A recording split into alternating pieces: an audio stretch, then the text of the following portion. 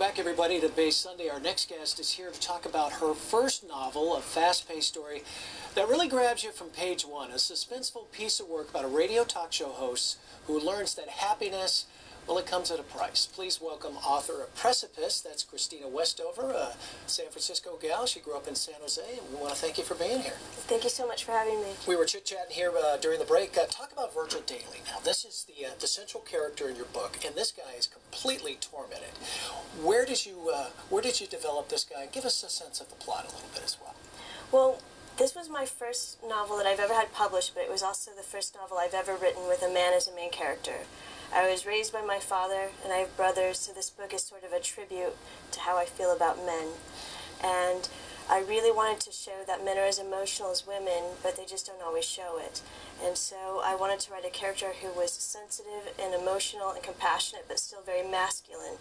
And when I wrote this book, I sort of envisioned Kurt Cobain, who always seemed so compassionate and emotional in his interviews. And that's how I first came up with a concept for Virgil Daly. And you dedicated the book to him as well, did you not? I did. Yeah.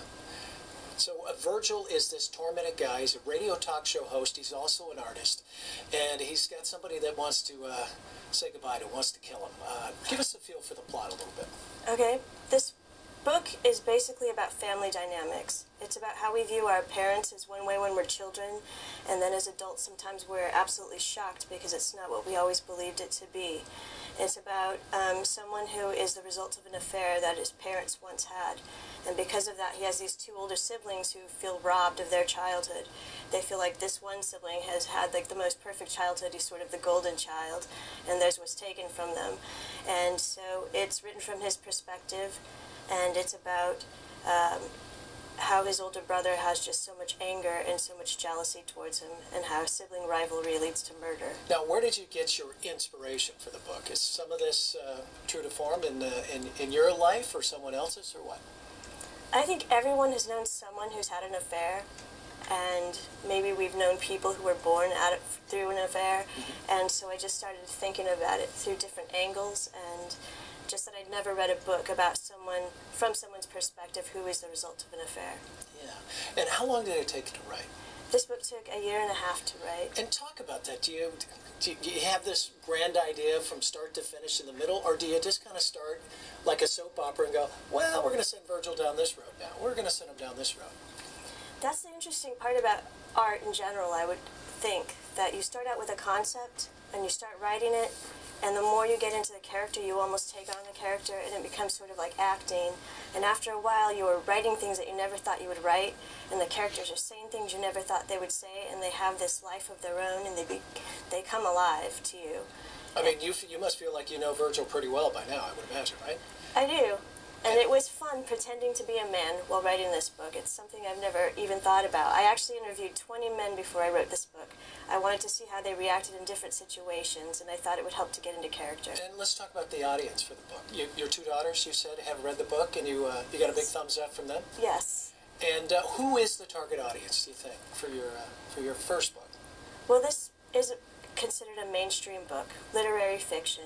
I'm really hoping that people of different backgrounds and different sexual diversities will accept it. It has a few things that maybe not everyone is used to reading. We live in San Francisco, and the book is set in San Francisco, which embraces a lot of diversity, but maybe people in smaller towns aren't used to reading about these sorts of things. And so I'm really hoping that people will just keep an open mind and give it a chance. And we talked about this, but when you got the first book in your hands, how did that feel? It was amazing. It was so amazing that something that was just a concept at one time, an idea, and I wrote this whole book by hand in 2 notebooks with pen and paper. I find it impossible to sit behind a computer and type all day long. So when I was doing this, it was just an idea at one time, and now it's a tangible thing, and it's out there for the world to see. And I'm really proud of it. And you should be. Book number 1 is in the books. How about book number 2? Book number 2 is underway. Really? Can you share any of that with us, or you? It's about a toxophobe, a woman who's afraid of being poisoned. Okay. Very good. Well, it's called Precipice. It's been getting rave reviews. And Christina, thanks so much for joining us. Thank you very much. Enjoyed it. Good luck with the book. And that book is available online and at major bookstores as well. If you'd like more information about her book, log on to ChristinaWestover.com, and at her website, she'll give you all the information. After the break, we're going to be joined by a nonprofit organization that helps students live richer and more fulfilling lives. Right after this, we'll be right back.